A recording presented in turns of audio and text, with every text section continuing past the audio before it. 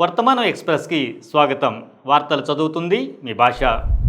లండన్కి వెళ్లాల్సిన air India విమానం గురువారం మధ్యాహ్నం అనగా ఈరోజు మధ్యాహ్నం అహ్మదాబాద్ విమానాశ్రయం సమీపంలో నివాస ప్రాంతంలో కుప్పకూలిందని పోలీసులు తెలిపారు. ఈ బోయింగ్ 787 డ్రీమ్ లైనర్ విమానంలో మొత్తం 242 మంది ప్రయాణికులు ఉన్నారు. టేకాఫ్కు అనుమతి ఇచ్చిన 9 నిమిషాల్లోనే విమానం కూలిపోయింది. అస్సాం ముఖ్యమంత్రి హిమంత్ బిశ్వ శర్మ బుధవారం రోజున కీలక వ్యాఖ్యలు చేశారు. నేషనల్ రిజిస్టర్ ఆఫ్ సిటిజన్స్ ఎన్ఆర్సీలో పేరు ఉండినా కూడా ఎవరినైనా అక్రమ వలసదారులుగా భావిస్తే వారిని బంగ్లాదేశ్కి వెనక్కి పంపించబడే అవకాశం ఉందని వెల్లడించారు. గాజాపై ఇజ్రాయెల్ దమనకాండ కొనసాగుతూనే ఉంది. 2023 అక్టోబర్ నుండి గాజా స్ట్రిప్లో ఇజ్రాయెల్ చేస్తున్న జాతి విధ్వంస యుద్ధంలో కనీసం 54,927 మంది పాలస్తీనియన్లు మరణించారని ఆరోగ్య మంత్రిత్వ శాఖ తెలిపింది.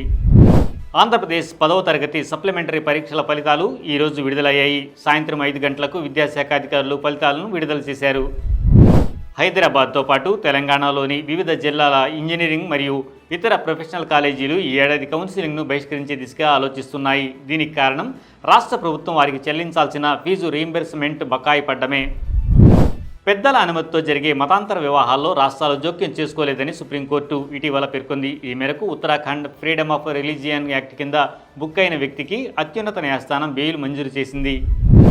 సింగర్ మంగ్లీ పుట్టినరోజు వేడుకలు వివాదాస్పదమైన సంగతి తెలిసిందే. ఈ వేడుకల్లో భారీగా విదేశీ మద్యం, గంజాయి స్వాధీనం చేసుకున్నారని, మంగ్లీతో పాటు మరికొందరిపై కేసు నమోదు చేశారని వార్తలు వినిపించాయి. తనకు తెలిసి ఎలాంటి తప్పు చేయలేదని, లిక్కర్ వాడకంపై ముందస్తు అనుమతి తీసుకోవాలన్న విషయం తనకు తెలియదని చెబుతూ మంగ్లీ సెల్ఫీ వీడియో రిలీజ్ చేశారు. నేటి బాలలే రేపటి పౌరులు అని అంటుంటాం, వింటుంటాం. కానీ బడి బాట పట్టాల్సిన పసిచేతులు పనిబాట పడుతున్నాయి. ప్రభుత్వ పాఠశాలలు ఉచితంగా విద్య అందిస్తున్నా ఆ లేలేత చేతులు టీ గ్లాసులు పడుతున్నాయి, రెంచీలు తిప్పుతున్నాయి. కుటుంబ ఆర్థిక పరిస్థితుల వల్ల పాఠ్యపుస్తకాలు మోయాల్సిన ఆ భుజాలు వెట్టి చాకిరికి దాసోహం అంటున్నాయి. బాల కార్మికుల చట్టాలు ఎంతగా అమలవుతున్నా పసివాడనే ఆ బ్రతుకులు బసిబారుతున్నాయి. నేడు బాల కార్మికుల వ్యతిరేక దినోత్సవం సందర్భంగా ముఖ్యమంత్రి రేవంత్ రెడ్డి బాలల సంక్షేమం ప్రభుత్వానికి అత్యంత ప్రధానమని తెలిపారు. జూన్ 11 బుధవారం నాడు మహబూబాబాద్ జిల్లా బయ్యారం రోడ్డు ఫ్లైఓవర్ వద్ద ముకుల ట్యాక్సీ సమీపంలో వేగంగా వచ్చిన కారు బైక్ను ఢీకొట్టి ఇద్దరికి గాయాలైన ఘటన చోటు చేసుకుంది. ఈ ఘటనలో రజనీకాంత్కు తలపై బలంగా తగిలింది. నరేష్కు నడుము వద్ద గాయాలయ్యాయి.